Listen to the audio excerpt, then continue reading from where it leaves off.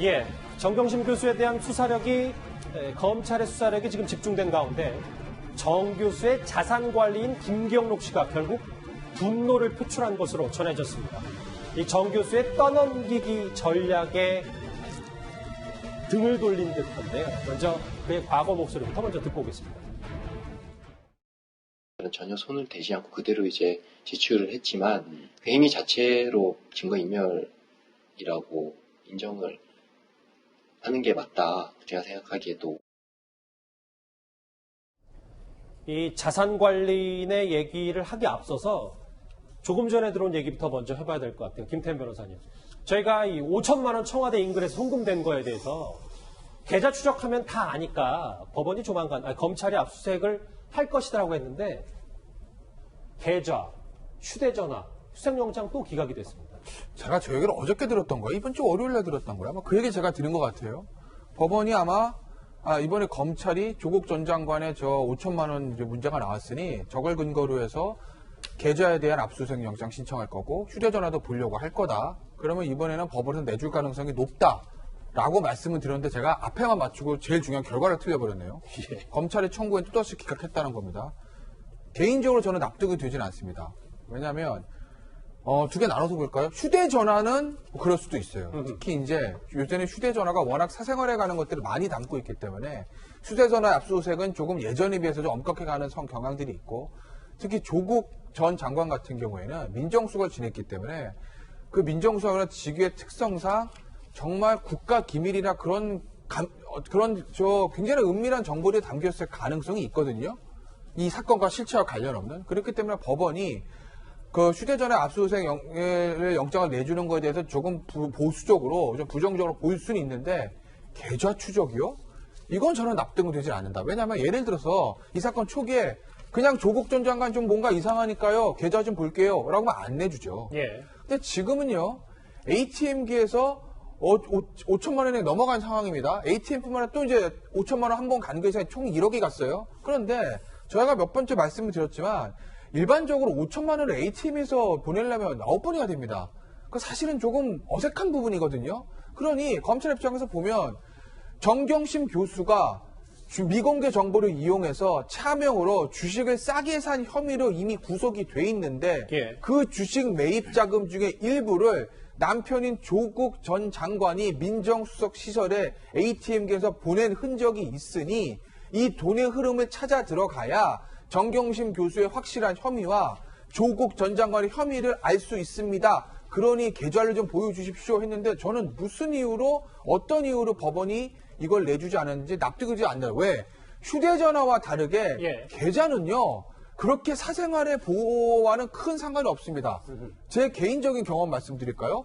저도 이제까지 계좌 2번 영장 받아서 털려봤습니다. 나중에 알았어요. 계좌가 제 금융계좌를 검찰에서 가져가면 한 3개월 있다가 통보가 옵니다. 김태형 씨 계좌를 저희가 무슨 사건으로 가져갔습니다. 제가 당연히 수사받은 건 아닌데 제 주변 사람이 수사받았는데 그 사람과 제가 공거리한 게 있기 때문에 저한테 흘러든 돈의 흔적을 보기 위해서 제 계좌를 가져갔답니다. 예.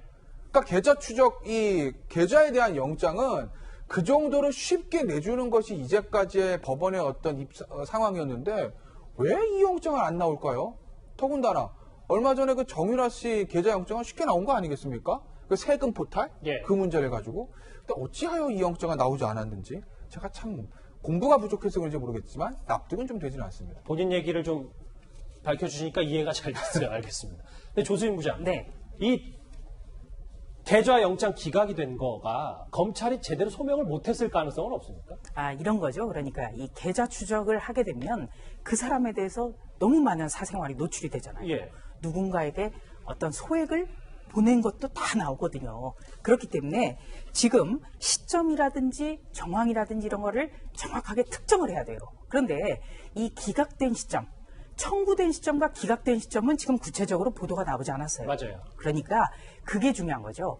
이번 주 월요일 날 조국 전 장관이 청와대 경내의 ATM기에서 5천만 원을 6번에 걸쳐서 쪼개서 송금한 사실이 월요일 날 보도가 됐습니다. 그렇죠. 그렇기 때문에 아마 이번 주에 재청구한다면 받아들여질 가능성이 있는 거죠. 지금 정황이 너무나 구체적이거든요. 그리고 그 은행이라든지 청와대 경내 100일 경비단 내에 있는 청와대 직원만 사용할 수 있는 ATM기 이렇게까지 특정이 됐단 말이죠. 그렇기 때문에 다시 재청구한다면 받아들여질 가능성이 높다고 보고요. 예. 또 한 가지는 휴대전화 압수수색은 여전히 안 될 것 같습니다. 왜냐? 민정수석의 이 직무 범위는 굉장히 광범위해요. 다른 수석과는 달라요. 민정이라는 것이 민심을 살피는 것에서부터 시작을 하거든요. 그런데 사모펀드 의혹과 관련해서 조국 전 장관이 청와대에서 5천만 원을 송금한 이 시점이 2018년 1월입니다. 민정수석 재임 때예요. 그렇다면 휴대전화를 들여다볼 경우에는 대통령과의 통화 내역 이런 것까지 다 나올 수 있거든요. 그렇기 때문에 이것은 법원이 지금도 이것은 부정적일 것이다. 이렇게 전망합니다. 그러니까 조수진 부장 분석은 법원이 5천만 원 송금건 정황에 대해서 알게 되면 계좌 압수수색도 받아들여서 할 거다. 하게 한다. 알겠습니다. 이른바 적폐청산 수사 이후에 굉장히 엄격해졌거든요. 발부를 할 것이다. 네, 알겠습니다. 그렇기 때문에 이 시점 그리고 구체적인 정황 그리고 이거를 해야만 하는 이유 같은 것을 아주 자세히 적어야 된다는 거죠. 자, 이렇게 휴대전화 압수수색과 계좌 추적은 결정적인 증거인 만큼 검찰은 다시 한번 영장을 법원에 청구할 것으로 보이는데요. 추가 소명을 위해서라도 공범들의 진술은 더욱 중요합니다. 그래서 저희가 하나하나 짚어볼 얘기 있는데 먼저 자산관리인 김경록 씨 얘기입니다. 어제 한 보도를 보니까요, 장기찬 평론가님. 정 교수가 하드디스크 교체를 검찰 수사 대비 차원이라고 본인에게 설명을 했다. 이제 김경록 씨도 본인에 대한 혐의가 좀 좁혀오자 정경심 씨에게 들었던 얘기를 사실대로 터놓기 시작한 겁니까? 제가 서두에 말씀드렸는데 김경록 씨와 그리고 조국 전 장관의 오촌 조카 이 두 사람의 진술이 결정적으로 조국 전 장관 일가에게 불리하게 작용할 수 있다는 그런 추측해드리지 않았습니까?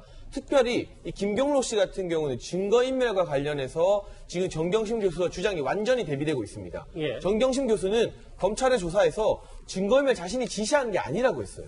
김경록 씨가 알아서 한 것이다. 좀 납득하기 힘들죠. 자산관리인이 시키지도 않았는데 알아서 주요 증거인멸, 하드디스크나 연구실 PC 등을 인멸하는데 앞장선다. 우리가 상식적으로 좀 이해하기 힘든 주장을 하고 있는데 이 소식을 듣고 검찰에서 조사를 받고 있던 김경록 씨가 격분하면서 대질조사 시켜달라. 대질신문 해달라. 요청했습니다. 하지만 대질신문 같은 경우는 모두가 동의해야만 진행이 가능하기 때문에 그렇죠. 아마도 정경심 교수 측에서 좀 껄끄럽게 여기지 않았을까. 대질신문이 진행됐다는 이야기는 들려오지 않는데요. 지난 3일에는 유시민 이사장의 유튜브 방송에 출연해서 하드디스크 업그레이드하기 위해서 용산에 갔다고 했어요. 그런데 검찰 조사에서는 이 하드디스크 빼낸 것, 용산에 간 것 모두 다 검찰 조사를 대비하기 위한 것이라고 진술이 완전히 바뀌었고 예. 동양대 연구실 갔던 것도 처음에는 연구자료, 학생들 학사 기록 자료 확보하기 위한 것이라고 하지 않았습니까? 하지만 김경록 씨가 지인과 주고받은 문자 메시지 내용 보면 지인이 궁금할 거잖아요. 갑자기 왜 동양대까지 내려가는지 뭐라고 말했습니까? 검찰과 싸우러 간다는 그러한 답장을 보냈다고 합니다. 그때부터 이미 검찰을 대상으로 주요 증거들을 인멸하기 위한 지시를 받았고 동행했음을 김경록 씨가 진술을 통해서 검찰에게 입증을 하고 있는 셈입니다. 네, 우리가 여기서 살펴봐야 될 게 증거인멸이라는 죄의 내용이에요.